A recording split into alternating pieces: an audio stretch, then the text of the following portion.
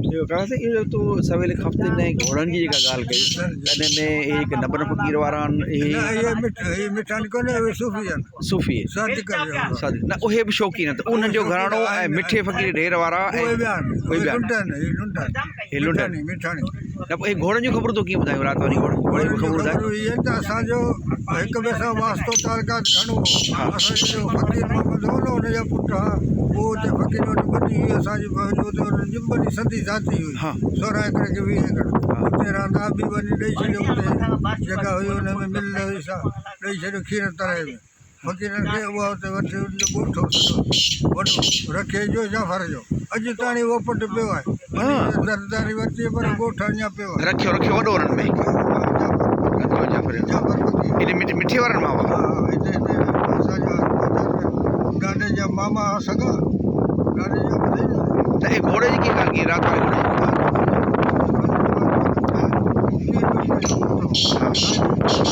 हां ये असली खानदान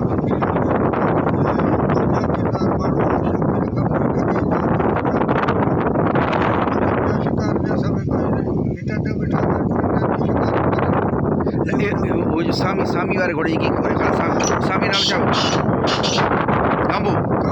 गांबू वो सामी ही पिन्नड़ वारो ने घोड़ो थारियो हां पर सजी को में सरदार सामी सब पिने ने गडी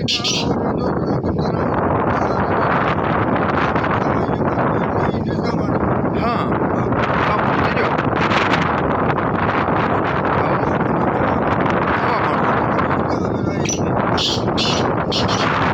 बरादरी जो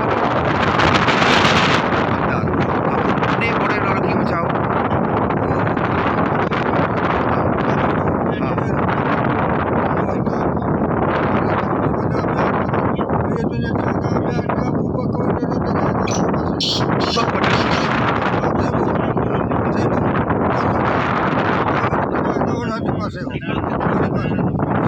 वॾा वॾा हुआ पर वो फकीर वञी उन्हें कांबू वरतो बुल्ले कांबू का वरतई हाँ अली नवाज फकीर इने ढेर वारन फकीर वरतो ढेर वाला हां ना हुन चो विक्यो कोन थे फकीर वो इने इन काबू करते हुए खबर फकीर वो फकीर हाँ दरवेश मानो मिठानी फकीर को सारी गाल को ने पोन के नहीं असा पोन के नहीं मुझे नानो तो साको ने तो जे के 5000 माने 5000 मशहूर तहे जमाने 5000 घणा वा वॾा वॾा अली नवाज फकीर वरतो घोड़ो